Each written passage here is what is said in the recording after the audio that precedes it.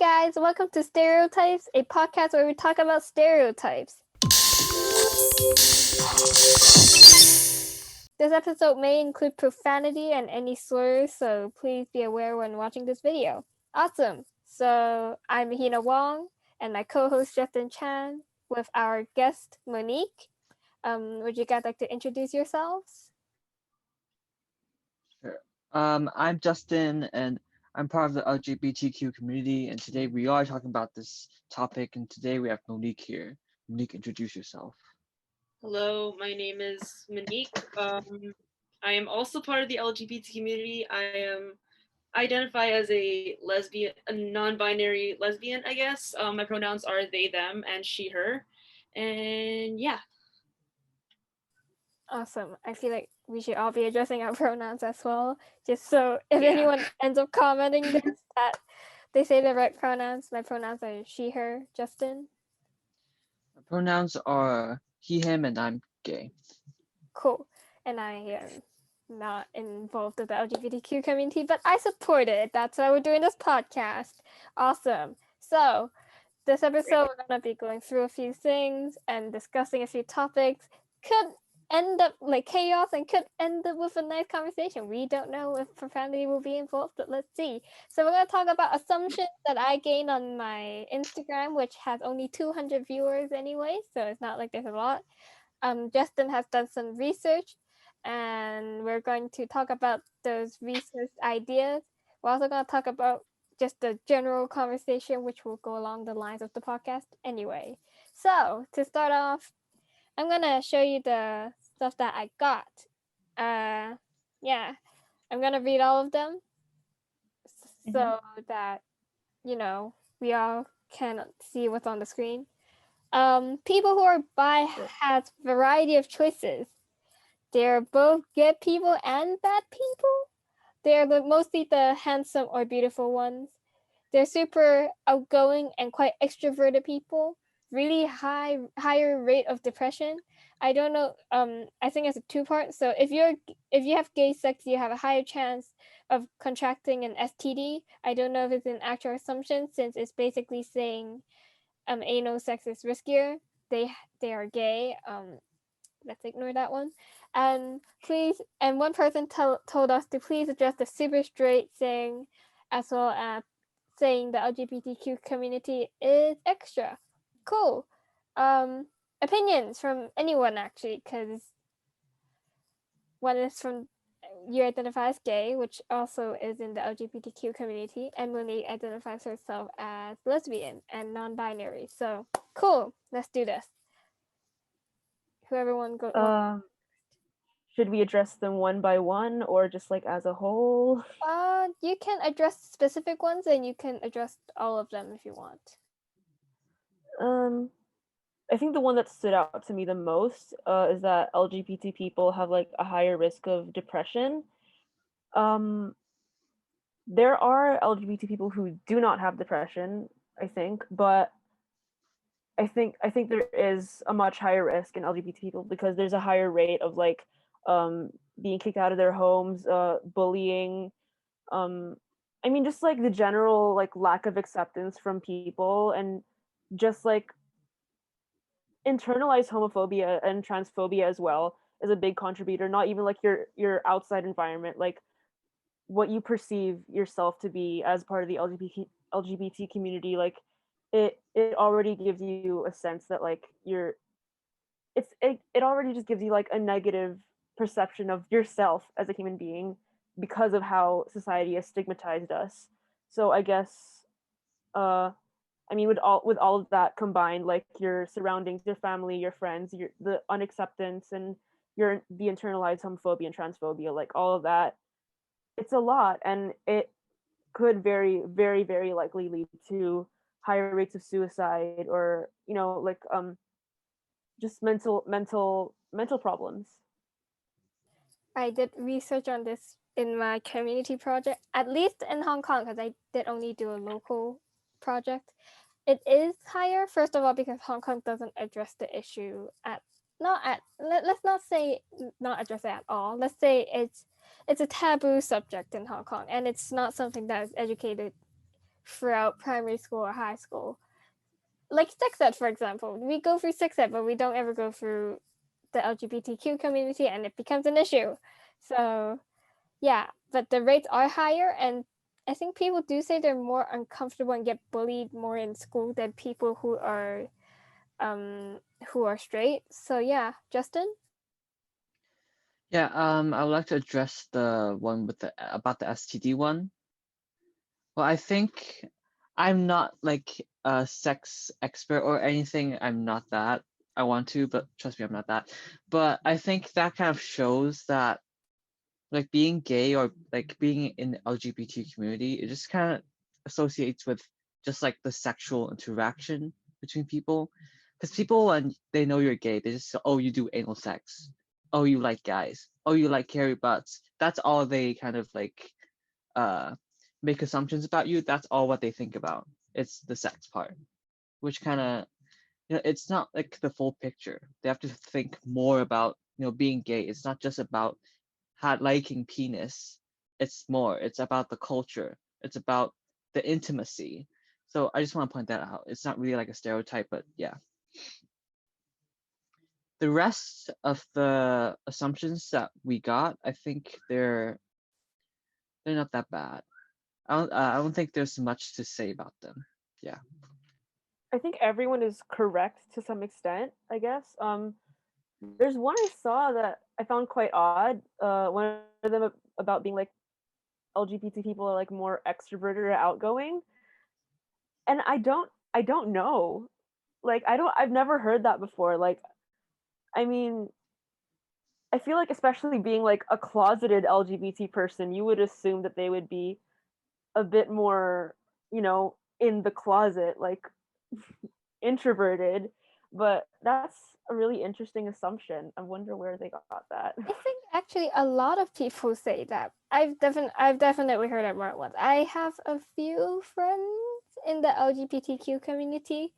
Um, I realized that not everyone is extroverted. Some are very, personal. What's the opposite of extrovert? Introverted. There you go. They're more introverted themselves, but when you talk about the topic of LGBTQ, my God, they set fire to the class. So like, I don't think it's specifically like, oh, they're extroverted because they're gay. Like, no, first of all, not from my experience. I have 5 friends in the community. I'd say 3 of them are not extroverted. They're very, very, to themselves. Not because they're like sad or anything, but because they just, it's not something that we need to talk about all the time. I have another one that I want to answer, which is extra. Any thoughts on that? I think I was about to bring that up from the previous topic. Um about being like extroverted and extra. There are a lot of people who like, especially people outside of the community, who when they come across a gay person, they think that, like an LGBT person, they think that being queer is their entire identity. Like, for example, if I'm having like a regular conversation and I'm talking to like a straight friend, and then I go, and I say something that like relates to like the LGBT community, and they're like, okay, I get it, you're gay. You don't have to make every conversation gay. And I get that they find that annoying, but it's even more annoying for me not being able to talk about something that is normal to me, like something that I'm, number one, I'm passionate about. Number two, should be normalized, because like talking about, like when I bring up stuff like my girlfriend, for example, like I would tell people about my girlfriend, and they would be like, okay, I get it, you're gay, you have a girlfriend, blah blah blah, I'm single, and then they start talking about these guys they have crushes on. I'm just like, I was talking about the same thing as you. I have a boyfriend myself, and I can say, well, here's the thing. They're gonna say like, oh, uh, isn't like your boyfriend like friends with this guy? I'm like, well, that is cut friend clearly. Like, and I think there's an issue like, oh, like, say if my boyfriend wears the color pink, and you're like, oh, that's so gay. Like that. First of all, the color a feminine color, just to make it clear, a feminine color does not mean they're gay. And second of all, why does it matter? Because it's just a color, and if I wear blue, then it's perfectly fine, right? But if my boyfriend wears pink or purple, then people say like, that's too girly, that's too feminine. Put something like masculine on, like green. I don't know, but there's definitely these comments, and it's super irrelevant. But either way, trust me, there's gonna be people that actually listen. I at least I hope there's people to listen, and it doesn't matter. Normalize people in relationships, even if it's a girl with a girl, a boy with a boy, or anything really, because it's still a relationship. It's something to be excited about. Yeah. I'm gonna add my thoughts to Monique's. You were talking about like heteronormativity. That's the word, right? Yes, like in society, I mean, everywhere we see heterosexuality, and especially now in the past week, we see a very hyper, what's the word again? Hyperalized heterosexuality. You know, super straight. We'll talk about that later. But one thing I want to add on about the extra thing, I think that commenters talking about feminine people. So, you know, with all the hand movements and, you know, period, T, cis, all these words, I think that commentary is relating to that, like that trope, which I kind of understand, but I think it's kind of outdated. So, yeah. And just to add on to that, I think there are stereotypes that even the LGBT community like puts onto themselves, like as jokes. Like it's kind of we kind of use it as like our dark humor. Like we have these stereotypes. Like for example, like in the lesbian community, we have like studs and like femme lesbians and butch lesbians and stuff like that. And like we have these stereotypes, like all lesbians have like short fingernails, and like we all like cuff our sleeves and cuff our jeans, and like, and I kind of I'm guilty of fitting into those stereotypes. But I think being in the community, I think it's okay for us to, we're not forcing these stereotypes onto ourselves. We're letting ourselves be fluid, but we're kind of just like poking fun at people who force these stereotypes on us, and kind of just like reappropriating the hate that's thrown at us, and you know, just making fun out of it, and like shining some light into our lives. I like to actually ask. There was a stereotype I got a few years ago, because I have a whole collection of plaid shirts. Because first of all, you can wear it whatever season. So then I think you've heard this before because you're laughing. People who are lesbians are bound to wear more plaid clothes. I've been asked so many times, "Are you actually bi? Like, are you a lesbian?" I'm like, no, I am straight. Thank you. But do you think it's true? First of all, and second of all, your take on it, please. I also fit into that stereotype.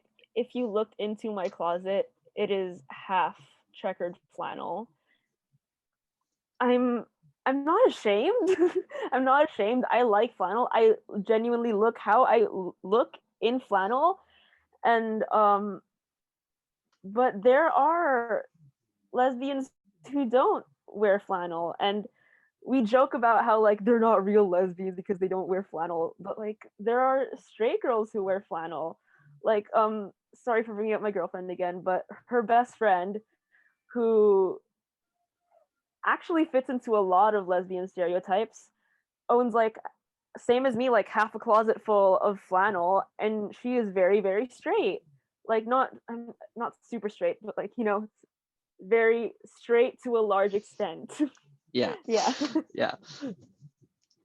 Okay, cool. Any more you want to address? If not, would you like to take the compliment of they're mostly the handsome and beautiful ones? I don't know, but I have Wait, could you repeat that? the You, the like, cut the out. the request. No, sorry, because my phone's in Spanish. But the response was they are the mostly the handsome or beautiful ones. take on it? Anyone? I think I where think that oh, you go assumption first. comes from, sorry, I think where that assumption comes from is like effeminate gay guys, I guess. Like how, like I hear a lot of straight people complain, like, why are, like, straight girls particularly, like, why are all, like, why are all the hot guys gay? Like, that's a complaint I hear a lot. I think that's where that assumption came from. It's not entirely true. Like, I myself find gay people more attractive. I mean, they're okay. In my list of like male crushes, I guess, like celebrity crushes, most of them are gay. Yeah, but I don't know. I really don't know. I think um this is a joke, but like there's this joke that gay people share, like when people ask, why do you dress so well? Because I spent so much time in the closet. What do you think I was doing? But That's like a good one. it doesn't necessarily apply to all gay people. I mean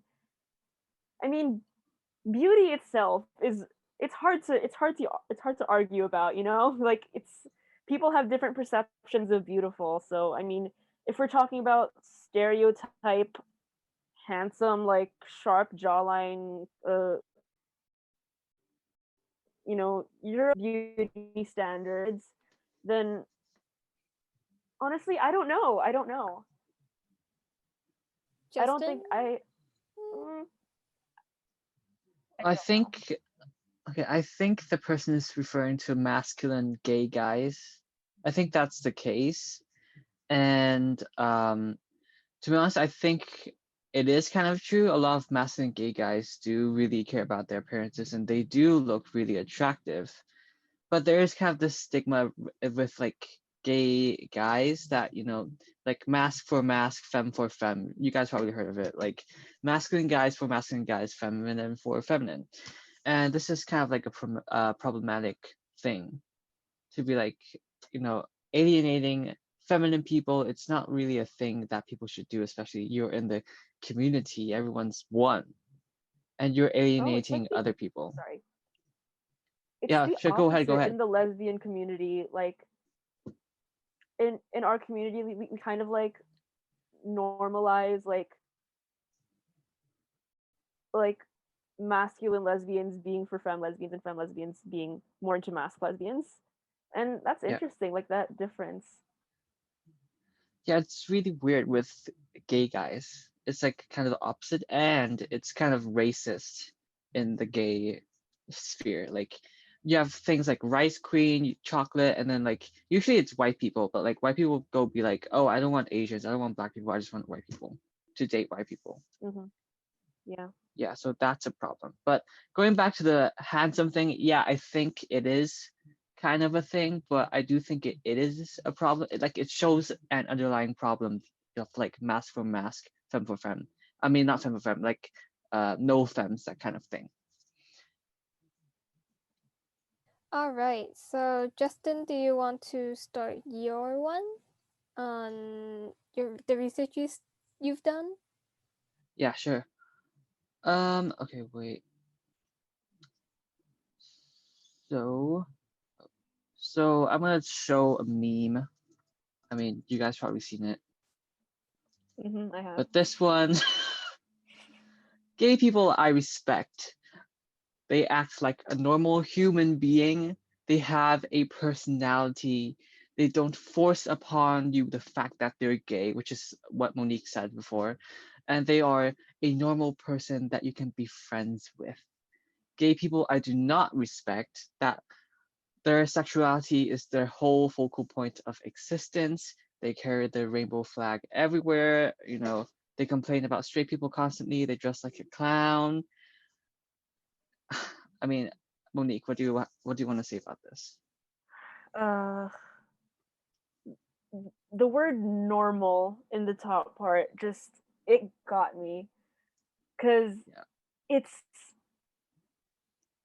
it's obvious it is normal, being gay is normal, but straight people often like get that mistaken. Like, they always say, like, like, I'm straight, I'm normal. Like they say sometimes, like I have like some straight friends who have like said that they support the LGBT community, like they have gay friends, blah blah blah blah blah, all that stuff. But like when they use the word normal, it puts the stigma back into being LGBTQ plus. It kind of just like diminishes your all the support that you claim to have, and it's I just don't Yeah. like the word normal. Do you know who Blair White is? Yes. Yeah, like I think this meme is the type of audience that she caters to. Like, normal people, straight people, all trans people, they're insane. But I'm not. I'm normal. I'm straight passing. Yeah. Yeah, this is the type of thing that they're referring to. But I'll talk about more. I'll talk about this more later. Yeah, Oh, and then something we to add have. on to that. Wait, Oh give yeah, me sure. 1 second. Just Yeah. going back to the word normal, I just like just adding on to like your Blair White example. Another example that I can think of that like how the media perceives like presents gay people. A lot of people underestimate how problematic Love Simon is. You know, Love Simon, the movie. Yeah. A lot of Yeah. people underestimate how problematic it is just because like the main character is gay. Just if you listen to the opening monologue of the movie, he's basically saying, I'm white, I have a rich family, I got a car for my 16th birthday, I am completely normal, except for this one fact that nobody knows about me. I'm gay. And that Yeah. got me. Oh, That and nobody really yeah. realizes that. If we're talking a movie, I don't know if you watched it yet. It's on Netflix now. The Prom, the musical, the Yes. musical. The Oh song. yeah. There's this. I watched it once because I always wanted to watch the Prom because of Dance Moms, and yeah, here we are. Yep. So the Prom, James Corden. Let's go. Let's try Ooh, it. Yeah. He won the. straight people playing gay characters. Sorry, I That keep cutting doesn't people off. I have doesn't so work. much to It's okay. say. It's okay. Go ahead. Go ahead. That's a really really big issue in the film industry, how they don't get queer people to play queer characters. Like at least okay in the Prom, like at least the people who played the two lead roles, like Alyssa Green and Emma Nolan, Ariana DeBose and Joellen Pellman are both queer, and that's great. But no hate whatsoever for James Corden. I love that guy, kind of, but just it's Just not. It's he got nominated for Golden Globe. My whole Instagram feed went from normal psychology and IB facts to James Corden, straight man, Golden Globe. No, so it doesn't make sense. I don't have much gay friends anyway, so I can't say, oh, I think James Corden is a fantastic representation. It's like saying Maddie Ziegler is not non-verbally autistic, and you're saying yeah. that, and you're saying, wow, she looks like a non-verbal. Who do you think you are to? Yeah. Yeah, no, you don't represent something you're not. Basically, Yeah. film industry doesn't make sense. Carry on. Yeah. Sorry. I think continuing on like queer people being represented in the media and sticking to like our conversation on the Prom, I think it's really good that they had two queer characters to play the characters, because like as an actor myself, like I think you need to at least kind of have some knowledge of the experience, especially if being queer is kind of the center of the storyline, like of whatever film, play, whatever you're in. Like Alyssa, for example, I actually watched an interview that Ariana DeBose did about like being queer and playing a queer character. Like she needed to feed from her experiences as not only a queer woman, but a queer woman of color, and like that had to like feed into her character and her overall performance. And I think that that's important. Like being straight, being straight is a privilege. That's like an inevitable fact. Like it is a privilege, and gay people do go through struggles, and that has an impact on our mental health.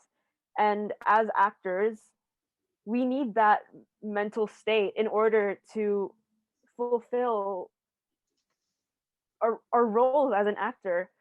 Yeah, I'm rambling. I'm off the topic of stereotypes, but that's that. Yeah. So going back to the queer representation thing, I want to point out that yeah, queer representation is important, but sometimes queer characters are destined to die. So there's like this, yeah, there's this question where yeah, queer representation is good, but do we need to demand more from the media and the industry to get like a Definitely. more accurate representation? Definitely, we definitely need a lot more queer representation. People outside our community think that there's already enough, and like it's like there's straight people who are like complaining that like there are no movies anymore where like everyone is straight. Like, why is that a problem? We need more movies with appropriate representation of us, like not just like centered around character, like queer characters being queer, but around queer characters like conflicts as human beings, you know? Like we go through the same struggles that straight people do, and we kind of we have a lot more depth than just being gay, you know? And Yeah. I think it's important to represent that in the media. Yeah. Okay. On the topic of representation in media, I like to point out some cartoons, sitcoms, of these representations. So Adventure Time, Steven Universe, you have queer characters, they're cartoons. Brooklyn Nine-Nine, Modern Family, they're both sitcoms, they have queer characters.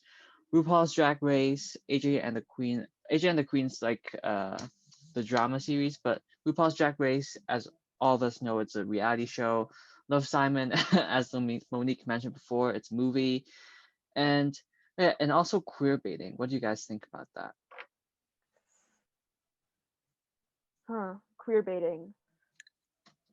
Queer baiting is like I'm not familiar. It's weird that I'm not familiar with the term queer baiting, but like it's basically like when you it's like clickbait, right? You like make it look like there's queer representation, but like it's like a gay character comes out in like the last episode of the third season, right? Is that what it is? Yeah, Yeah, basically it. that's that's what it is. It's problematic. Like that's not the representation we deserve. We're just regular human beings, and we have a lot more than that, you know? Yeah, and Yeah. it's also very exploitative.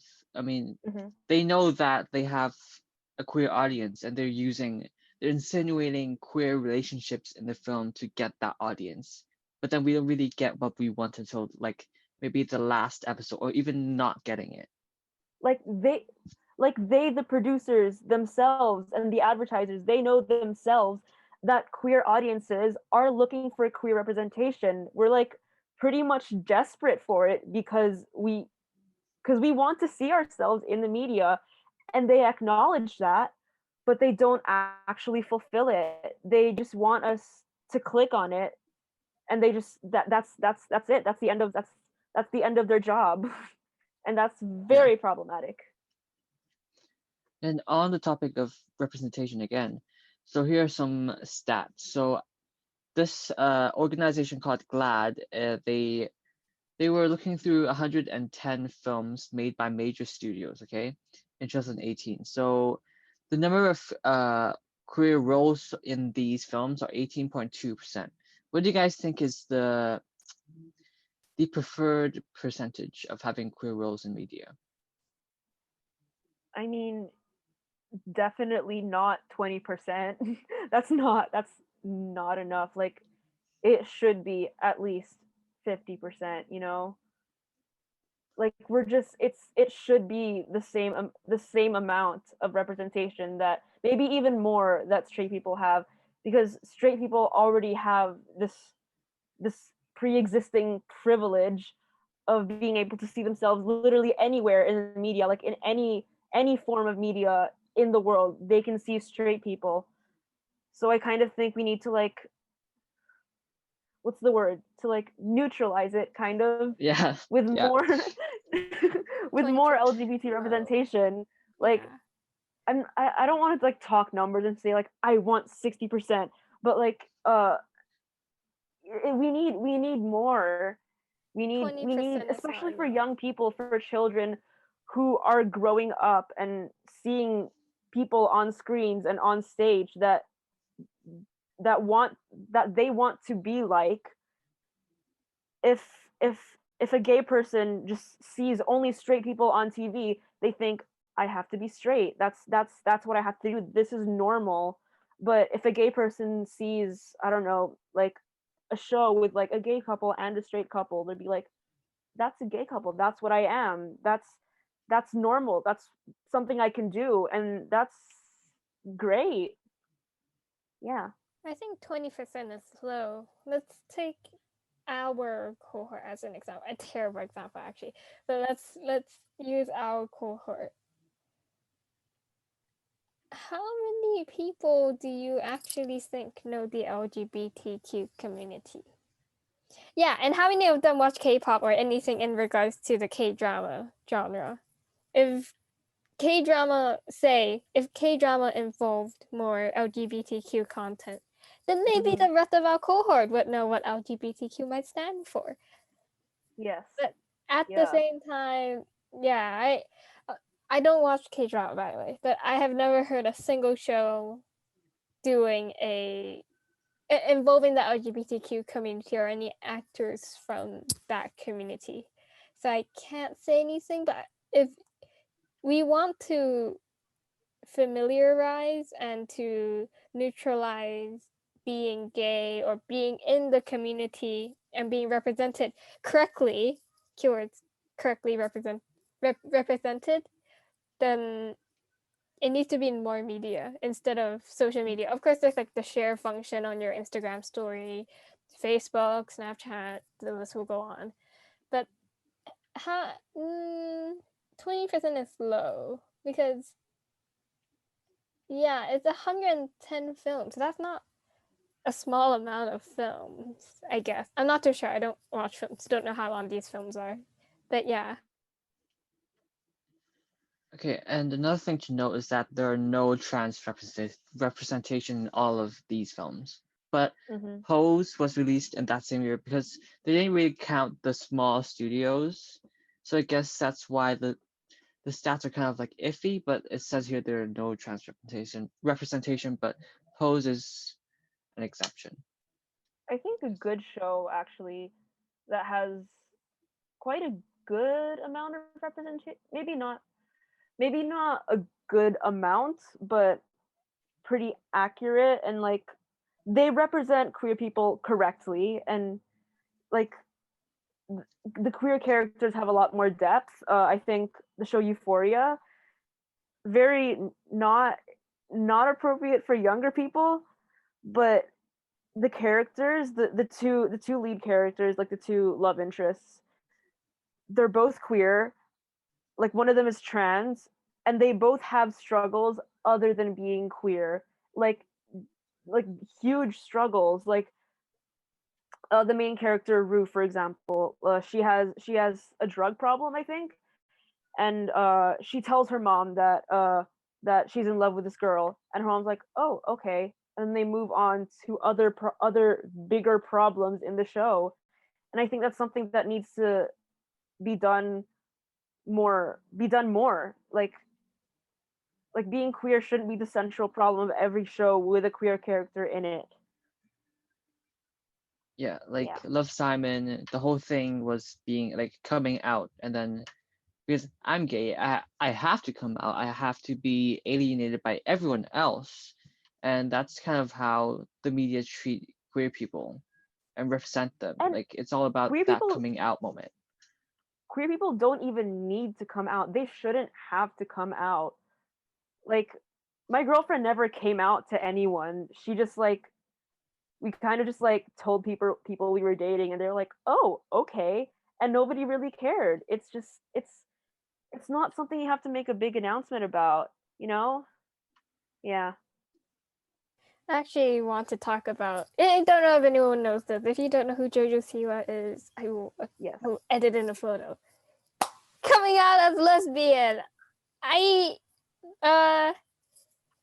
First of all, yes, we stand that. Second of all, points of view on it, on the announcement, please, because when I first saw it, I was like, because I was on TikTok and a lot of people were making conspiracy theories like, oh, she's singing this song from Lady Gaga. I don't remember the song, but it was like, oh, it's this song, and it's all about like being able to feel comfortable with yourself. And then she literally came out the next day. I saw all these conspiracy theories. So, thoughts on it, please? Anyone? I think I really applaud Jojo Siwa just for coming out. Like I know it's not necessary to come out, but I think in her case, it was a good move to like have a conversation about it, and especially because she has like such a wide young audience. Like there has been a lot of like backfire, especially from like these younger audiences parents. I think I saw this tweet, I think from like this young girl's mom who was like, I'm not letting my daughter watch Jojo Siwa anymore because after she comes out, because I don't Yeah. want my kid to be gay. And that's exactly the kind of problems that we have that come with adequate queer representation. And I think that's something we also have to fix, along with adding more representation. Yeah, definitely. Wait, points.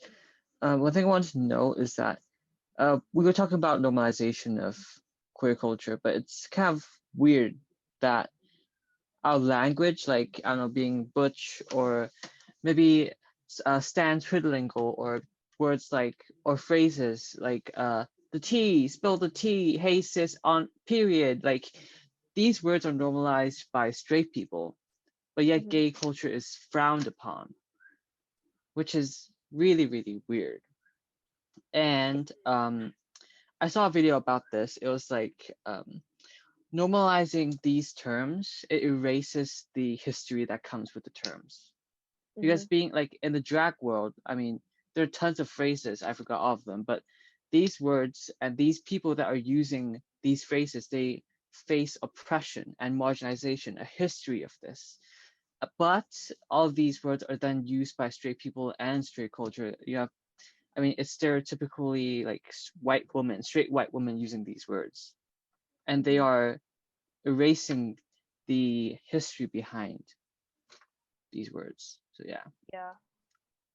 I think like the more like slang words like yas queen or like sis, like I I never really thought about that because a lot of these slang words are the history of these words are from like effeminate, sassy gay men stereotype, and I I know a lot of straight people like personally, like within my close friend circle who have like adapted that into their language, and I never thought of it as problematic. So like now that you bring it up, like that's something I never actually thought about. But yeah, I that's it's really interesting to think about. But I think there are words with history that are actually a lot more painful for non queer people to be appropriating, like like the F word and like the T word, like these aren't words, of course, started by gay people. They were started by homophobes and transphobes, and gay people reappropriating that is okay. Like I can it's not okay that I call someone a dyke or like the F word or like call myself a tranny. Obviously it's not okay, but like we do it to soften the blow and like kind of, like I said before, like we do it to just make the hate more entertaining than painful. And it's kind of it's a dark idea, but it's kind of true. Yeah, I think my thoughts on it is that I think all of us shouldn't use these words. I mean, yeah, we are oppressed because of straight people using these words, and yeah, we should own it. But I think it's kind of insinuating to straight people that they could also use it. You know, like it's same with like black people, white people, and then black people being called the N word. And then because black people, they constantly say the N word, not constantly, but then like in the circle, in the music, especially in pop music, there are a lot of rappers right now that are on top hundreds, right? And they use the N word in their songs. And this makes white people think that they are allowed to say the N word because, oh, it's in the song, it's a lyric, it's okay, I can say it, but in actuality, you can't say it. It's offensive. So I do Yep. think that these terms that were used by straight people um, to downgrade us, I think it is okay for us to say it, but I think we shouldn't say it. Yeah. Um, do we want to move on to the tropes in media? Sure. Yeah, so these are not all the tropes. I just kind of found them on the internet, and some of them I've thought of them on my own. So for gay guys, there's the gay best friend. You know, in Mean Girls, what's that character's name Yeah. again? Damien. Yeah, Damien. He's like, oh, I'm gay. I'm too gay to function. Ah, you know, that kind of like Yeah. gay character. It's there, like that gay character is there to like push the push the movie forward, to push the whole story forward, to I don't know, make things more entertaining. It's kind of like an accessory in a way. Gay people. I myself have been asked to be people's gay best friend.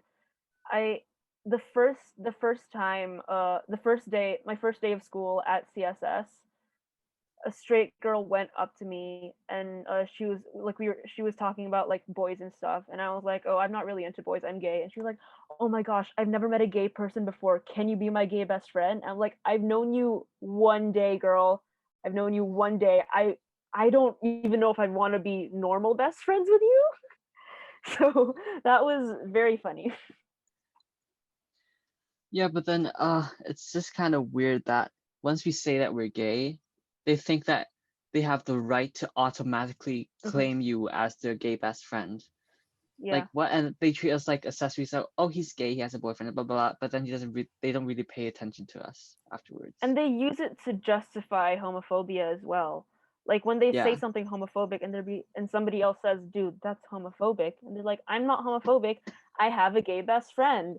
yeah, Like me personally, my actual best friend does not call me her gay best friend because that's just weird.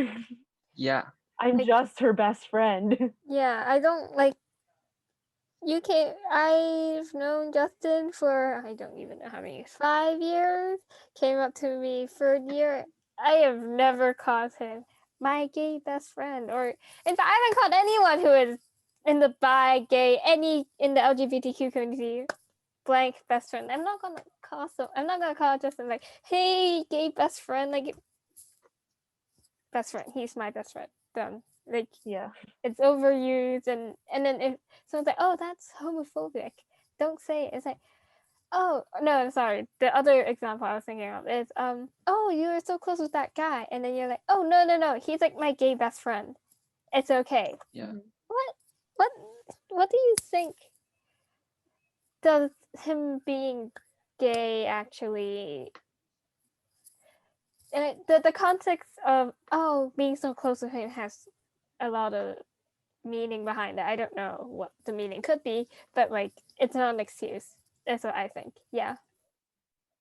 I think like Yeah. being acquaintances with gay people, surrounding yourself with LGBT people is a good first step into like to take into like educating yourself, especially like as an LGBT ally, like a non queer person. Like surrounding yourself with LGBT people is a good idea because you need that to be normalized in your life, but taking advantage of it, especially when you misuse it to justify the crappy things that you do, that's when it becomes not okay. Definitely. Okay, wait. I'm gonna move on. Is that okay? Yep. Do you have to? Okay. So we have the flamboyant, feminine, gay, which is like, I mean, everyone knows this. You know, like the period, the tea, sis, spill the tea, yes, queen, that type of gay person, which totally behind, but like the media kind of just goes to these tropes whenever they have a gay character. They can't just Mhm. really find, like, they can't make up a really full picture, you know? Yeah. So, and then for lesbians, I don't know if this is true, like all lesbians want kids. There's a trope called this. I've never Yeah, heard but that before. yeah, I've never heard that before as well. I found that on a website. Uh, the second one, girl on girl is hot. It I kind of have relates to male gaze. I have a lot to say about that. Yeah. Um I I've recently been like seeing a lot of like TikToks about about like lesbians like wondering why they're more into like gay porn than into like lesbian porn, and that's because any kind of porn that features women in it is made for men. It's really all made for men, even lesbian porn. Like it's so unrealistic that only literally only men can like actually believe that these women are enjoying, you know. Do you know who Trixie Mattel Sorry to get is? sexual, but this is it's it's weird. It's really weird how a lot of straight guys are into lesbians, you know? Like there I've seen stories of people like lesbians being approached by guys and them being like them hitting on them, and the girl's like, sorry, I'm gay, and he was like, oh, that's even hotter. Like what? And shows, oh my gosh, shows like How I Met Your Mother, the way particularly the character of Barney, how he sexualizes lesbians, how he dresses, like he disguises himself to like fit into like lesbian crowds, and somehow tries to attract lesbians and turn them straight. Like lesbians cannot be turned straight. Lesbians will forever be lesbians if that's who they are. And guys just, I mean, I can kind of guess why, because like, you know, like there's double the girls. I don't know. Yeah, it's Maybe that. that's why they find it more attractive, but what's wrong with just having one girl? Yeah, I mean, the society we're living in, it's quite patriarchal. It's all centered around like male pleasure, the male gaze, Mhm. and it makes sense why Pornhub, it makes sense why most lesbian porn caters to straight men, because it's, you know, it's two women, and Yeah, men love that. Men love yeah. female genitals, so man, it's kind of crazy. Yeah. Um, Butch lesbians, lipstick lesbians, and psycho lesbians. Monique, what do you think about this? Okay, I've seen some conversation about lipstick lesbians. I I did some research on it like a long time ago, so I kind of forgot what the problem was with it. But I heard something about it being like problematic, about how there's um there's like a lesbian flag that we used to have with like a lip stain on it, and how that like we shouldn't use that flag because it's problematic. I can't remember why, and I'm kind of ashamed that I can't remember why. It's But okay. it's, yeah, that, yeah. Butch Other than lesbian. that, okay, yeah. Butch lesbians. I mean, those are basically like the more the masculine lesbians, I guess. Which I mean, I consider myself kind of a butch lesbian. I don't know, because I'm just more masculine, I guess, more androgynous. But there's nothing. I mean, there's nothing very harmful, I guess, to me personally. Like, if someone were to call me a butch lesbian, I wouldn't be particularly offended. But I think these terms, like, if they're used too lightly, then I think sometimes it can get out of hand. Like all these other labels that we put on LGBT people, if we use them like too frequently or too casually, and then take them too lightly, then it starts to become a norm, and it starts becoming problematic. And that's why things like appropriating these labels and words into just in like among like different communities, that's why these things become so problematic. Yeah. And then the psycho lesbian. Do you have anything to elaborate on that? Psycho lesbian. I've seen like I see you have a note like Orange is the New Black there. I've seen like the first 5 seasons of the show. Psycho lesbian. I think Orange is the New Black is the only show that I've seen which presents like the idea of psycho lesbians. Like, I've never seen any other form of media representation, or like even in real life, of like psycho lesbians. That's Yeah. I guess, yeah, I don't watch a lot of shows, so I guess, yeah, Orange is the New Black is the only one I could think of with like that psycho lesbian trope. yeah. But I guess one thing, I mean, we could talk about the big picture, is that generally, like, the whole LGBTQ community was perceived as perverted, depraved, Mm-hmm. from that in about like 1920s till now. I mean, 1920s till like 1990s. That's when the tropes got better, but still worse. But you know, like, it's that time. Do you know what about the Hays Code?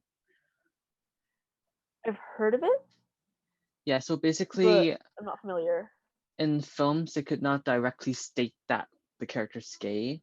They can only insinuate with kind of some actions, and they have to depict gay characters in a bad way. So Mm-hmm. oftentimes Oh. these films would cast gay, not gay, they would cast straight actors playing these gay roles, and these gay roles, like, they're crazy, they're murderers, they are perverted, they are hypersexual. So that's Mm-hmm. why, yeah, so that's how gay people was perceived in the past. Right now, this culture or tradition kind of continues, but it's not that bad. I I mean, I definitely do think it's getting better, but a lot of the times, like as queer people, we kind of tend to like look for the good news to just like give ourselves a break, and then we realize homophobia still exists, like a lot, and it's still very much there. It's sometimes subtle in some people's lives, but it's very much there. Yeah. Okay, let's talk about trans people. So there's this stereotype that trans people are hookers. And I think, I mean, obviously not all trans people are hookers, but I think in the 80s or 90s, trans people, like most of them on the streets, you see they were hookers because they could not do any normal work because people would discriminate against them. So their only way of having work was doing sex work. That's Hmm. why people kind of associate trans people with being hookers and strippers, but that's not all trans people. And thankfully, that stereotype is kind of gone away right now. Yeah. Yeah, and the second stereotype is that I got you. You know how on TV shows, or there was this one MTV show, I think, where they bring out a trans woman and a guy, and then the trans woman tells the guy that she's trans. Yeah. So basically, media portrays trans people, or more specifically trans women, as these people who are luring in straight men and trying to have sex with them, and then like pranking them. Oh, you just had sex with a man. Yeah. So do you have Yeah, anything to say about that? I've seen stuff like that, like on the internet of like I'm not sure where this was from, but like I saw like a scene from a movie where there was a trans female prostitute, I think. She was trying to seduce like this one guy, and like they went into like a bedroom, I think, to hook up, and then like she got naked, and then he was like, "What?" When like he saw that she still had a penis. And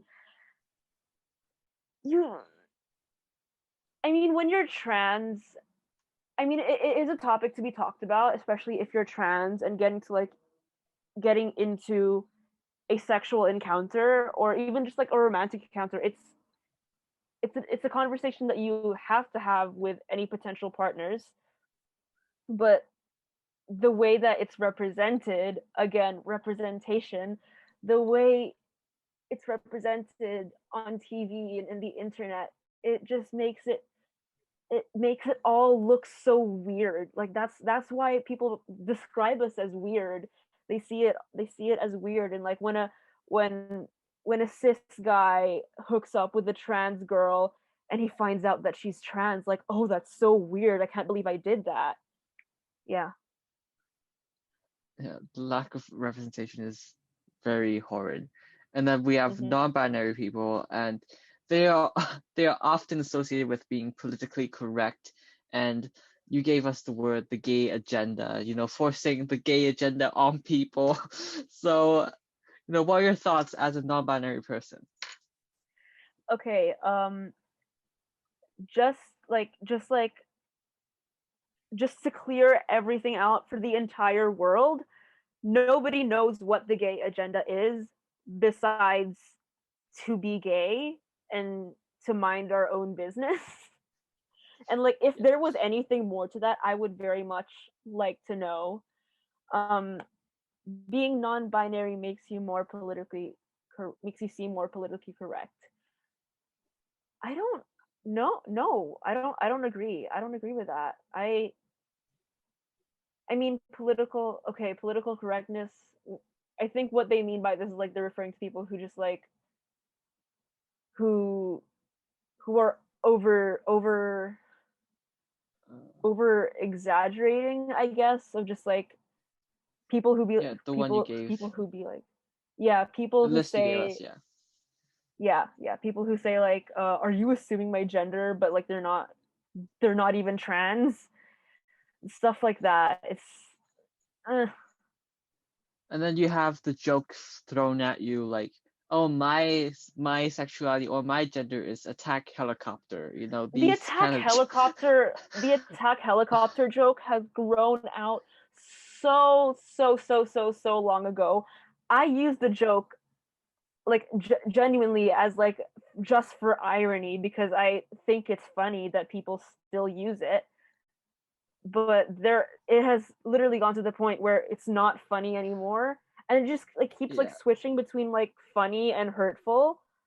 Like there's like I have like funny phases and hurtful phases, and they just like take turns throughout my life.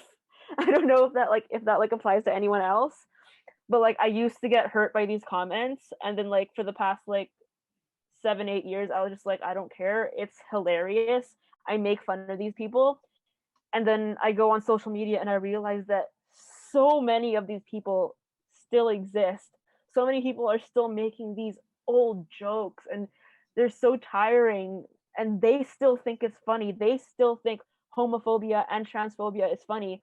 That's when it gets hurtful again. Yeah.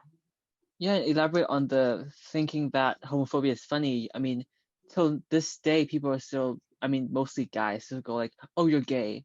You're gay. And then you have that meme where it's like that Uganda news reporter. He goes, why are you gay? Why are Oh you yeah. gay? And then you have, was it Ben Jong? and then like him in communities going like gay, you know that one. Yeah. Yeah, so people keep using those memes, but they don't realize the repercussions that comes with it. Mm-hmm. You're establishing a stigma in our society, but I mean, being gay is okay. You don't have to make it into a joke. And with the whole, do you want to skip this part? I think we already covered most of it. We can Mm-hmm. just go straight to the super straight thing. Yeah. I mean, Okay. yeah, with the whole super straight thing, people think, oh, it's just a joke. You know, it's nothing serious. We're just making fun of this whole thing. When most of these people are straight and they don't understand what are the consequences that they are bearing, what the consequences the LGBTQ people are facing because of these jokes, you know? Like, it is obvious that it has some kind of like joke atmosphere behind it, you know, like their pride flag is the Pornhub color scheme, like orange and Yeah, black, which is hilarious, but like not in a good way. um it's just, it bothers me a lot because it's basically straight people saying that, like, being a straight person interested in trans people of the opposite gender makes you less straight. Like, uh I mean, for me, for example, if I were to fall in love with a trans girl, for example, people people like this would say that makes me less gay, that makes me straight, because technically she's a guy, she's biologically a guy, she has XY chromosomes. First of all, how do you see people's chromosomes? It's just, yeah. why do you That's care insane. so much about what's in people's bodies, what's in their pants, and why can't you just deal with what they say they are, you know?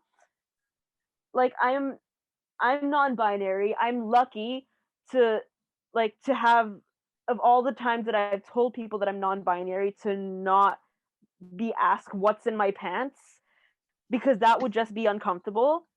Like, just thinking about it and like never having experienced it makes me uncomfortable. So just like imagine what it's like to actually have been asked what's in your pants, what are your chromosomes, like what are you really.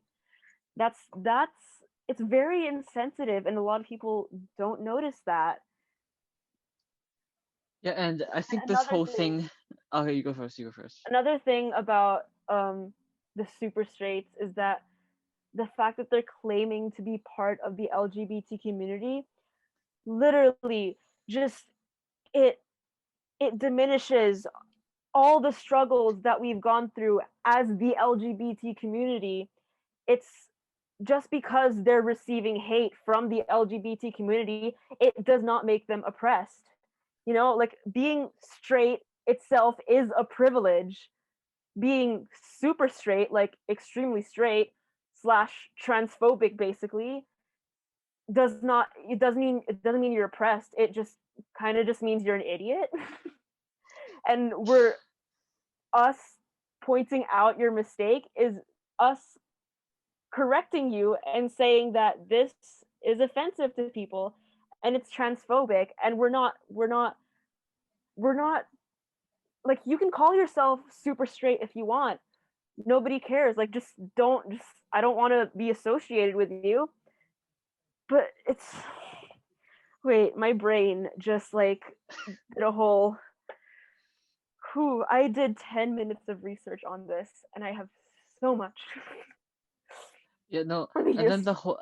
I mean, like, first of all, talking about the genitals, like referring someone to their genitals, like, or trans people. I don't want to date trans girls because they are not real women. You know, their whole debate is that they're not real women, as you said. They're yeah. not biological women. And, you know, they care about the penis. They're like, oh, I don't want to be gay. You know, I don't want to be perceived as gay just because I have sex with a trans woman. And it's really objectifying trans women in a way, or objectifying women in general, you know, because all they care about is that vagina. I think it's And one thing to have a genital preference. Like, when you're like, if you're like really in touch with yourself about like your sexual preferences, it's okay to have a genital preference.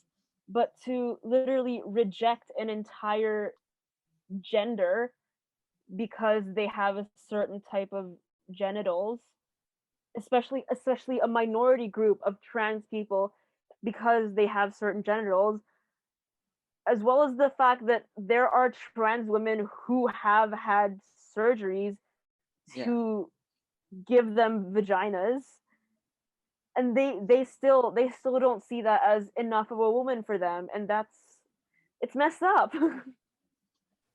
Yeah, and they also mentioned. No, Oh, you you go first. first, Mahina. No, you go first. You go first. Oh, okay. I wanted to mention about the fertility issue. They're like, oh, because trans women can't bear children. That's why I don't want to be with them. And dude, biological women themselves also can be infertile. Men can also be infertile. So your whole point of, oh, I only want to date biological women is because they have vaginas and they're fertile. Well, sorry, guess what? Biological women can also be infertile. Just to make what they're saying is, I want a woman that I can very easily have sex with and on the first try have a child with her. That's basically what they're trying to say, which is inaccurate even for fertile straight couples. Not Yeah. pregnancy is not easy. I'm a biology student myself. I've been through the reproduction unit. I hate it, despise it. Not because of any specific reason, just because the class is really awkward. But if you are fertile and you are both actual men and women, just in quotes, men and women, does not mean you'll get pregnant first try. I have a story of this. One of our teachers in CSS said, don't know if you guys have heard of it, but she kept wanting a child, tried so many times, and both of them were fertile, but it took them so many tries to get their one son. Been through, I think I know who you're talking about. Yeah. Yeah. So definitely not true.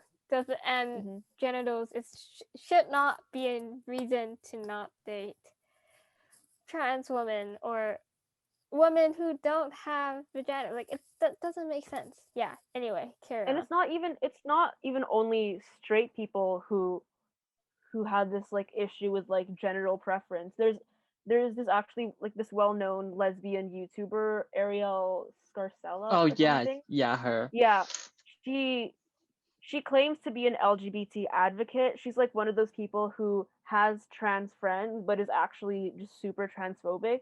She just keeps repeating over and over again, I'm a lesbian, but I would never date a trans woman because I don't want to have sex with a woman with a penis. Like she says like the whole reason I'm a lesbian is because I like vaginas. And I mean, to some extent, it's a valid argument to want a certain type of genitals, but it's humans are more than genitals. When you fall in love with someone, you don't just fall in love with their genitals, you fall in love with other things. Yeah, and There we have it. Yeah. like this just we're talking about turfs here right now, and like trans medicalists, like they're white territory.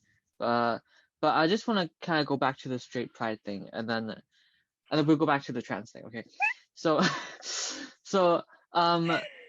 can we say that the whole super straight thing is an evolved form of straight pride that we see on TikTok and other various platforms? I've seen a video where there was actually a straight pride parade in Boston, I think, in 2018 that happened.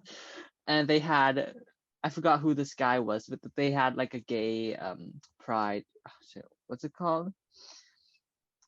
A pride leader or something. And it's crazy to think that people think that it's okay to joke about this. And super straight is kind of like teens, the younger population, adopting that kind of ideology and then taking it into the youth culture, right? And being transphobic against trans people. So it's really odd. And the right, do you think the right is increasingly, like, their ideologies, it's popular now? Or do you think it's still not that popular, or like not a lot of people subscribe to it. I think a lot of people like adapt to like right wing ideologies and they claim to be doing it ironically, but it's really just not ironic it doesn't seem ironic anymore. I know this one guy who goes to another school. He like actually not even guys in other schools. There are people in our school who have ironically claimed to be right wing, but just are they just are. Yeah, and I know like they surround their homophobic, transphobic ideologies with being edgy, claiming it to be edgy Mhm. dog humor, but in reality it's not. You're just blatantly Yeah, transphobic and homophobic. yeah. There's And the being edgy has just been changed so much. Just like I don't even understand the idea of being edgy, you know? It's just being it's just being a dick basically. That's being a dick is what qualifies for making you edgy now. And yeah, ugh. being on the topic of homophobic people, I mean, I don't know if you know this, but in 2019, Hong Kong, they had an advertisement made by I can't speak today, made by Catholic Cathay Pacific, Pacific. where yeah, Catholic where they were. Is it not though? sorry. Yeah, Cafe Pacific. Cathay Pacific, where two guys were holding hands on a beach. Okay, and then after these advertisements were out, tons of family organizations and different Christian groups were complaining. And I went online and did some like, I don't know, went through some forums, and I see like the views were quite divided. Some people were like, oh, if you're gay, you shouldn't show it. It's like being gay should be a part of your private life. It should not be thrown out into the public. Some people just don't want to see it. That's their argument. And then there's the other half where they're like, gay people are fine, and it's just your problem, but they didn't really touch on the representation part and like the importance of normalization. So that kind of shows that how in Hong Kong the gay problem, the representation problem is a big problem. Like people don't understand how important it is to have gay representation and the effects of them laughing at LGBTQ people. But like I said though, like queer representation literally anywhere always comes with repercussions from the opposite side, you know, like just how like a homophobic person or a right-wing person saying something problematic comes with repercussions from the other side saying that they're wrong, you know, like there's always going to be this battle, you know. And it's something that we're eventually, I really really hope that we just get over someday, where we just let people exist and we just stop caring. And just when straight people say like you're rubbing your gayness in my face, well I say to you you're rubbing your straightness in my face as well. And that's a lot more annoying than I think I'm being to you. Yeah, and I think with straight people saying that, it's kind of like a testament to the growing popularity to anti-SJW sentiment, like in on YouTube, for example, like Blair White, and then who's the other guy? I mean, there are tons of other people who are like Blair. Oh, I can't remember his name. Do you know that trans guy who's also like, oh, Calvin Garrett? Okay, I Oh remember. yeah, okay. Calvin Garrett, yeah. So both of them, they keep harassing non-binary and other trans people just because they don't subscribe to the transmedicalist ideology, and they don't pass as straight. That's why they Mm-hmm. bully them, and that's a huge problem. I'm not really familiar with the whole Blair White and Calvin Garrett issue. Like I've heard of them and like I know they have kind of a problematic influence on the LGBT community, which is why I kind of tried to stay away from it, but I think I should. look into it more. Then do you know about the J.K. Rowling Yes, her yes. newest book I thing? did my TOK essay on JK. My TOK presentation on JK Rowling. Yeah.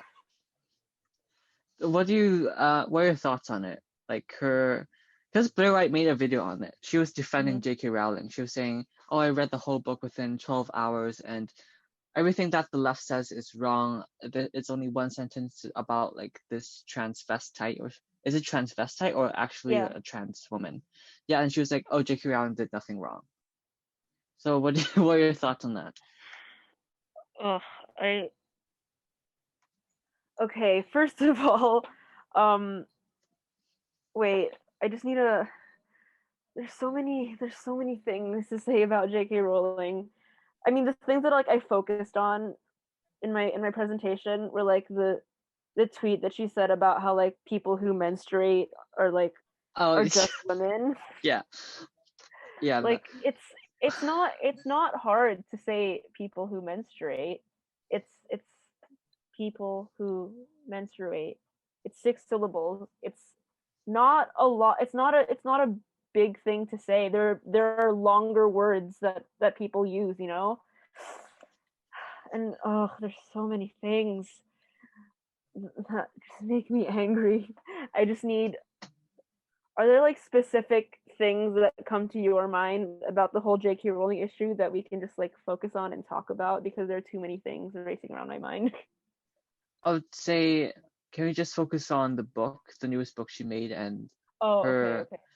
her kind of views on transvestites and trans women. Wait, Kind the of. book is like she kind of like she villainized a trans character, right? It's about like a trans Yeah. serial killer or something. Yeah. Yeah, I have not read the book. I haven't really read into like the what exactly the book is about, but it's pretty much the exact same conversation we have about like antagonizing queer people in the media and like in everywhere, like even like in children's cartoons. Like I've seen like not conspiracy theories but like kind of like theories about how cartoon characters and like villains in like Disney movies and like things like Powerpuff Oh yeah, I Girls, like the saw that one. villains have been made to look like stereotype queer people and to like resemble queer people in order to like kind of shape children's minds into thinking that if you're queer, you're like the villains that you've seen on TV. And I think that's basically what J.K. Rowling is kind of insinuating in this book, I guess. I mean the Harry Potter series, it seems like such a lot of queer people, the LGBT community has looked up to J.K. Rowling as like somebody who has embraced queer identity so much, like especially through like just like not fitting into society and like, you know, being a wizard is weird and everything and like having this community for you. And like that's what we kind of thought the message was, and she kept like insinuating that like these characters and that these characters were queer and like confirming our conspiracy theories about like queer characters in the Harry Potter series. And then it's just so disappointing how she just like flips the story and just does what every other writer does to just to villainize queer people. Yeah, it's honestly, J.K. Rowling, let's just give up on her. The internet should just give up on her Yeah. forever because she doesn't. I mean, with the whole, but she said, oh, shit, what's her name again? Hermione's black, Yeah. and then she said, was it Ron Weasley's handicapped or something, or like in a wheelchair? Is he? Oh no, sorry, or something. Yeah, maybe I remembered it wrong. I don't know. I haven't read the whole series. But she has a lot of tweets. It's crazy. I know. Wait, and then here, oh, the representation thing.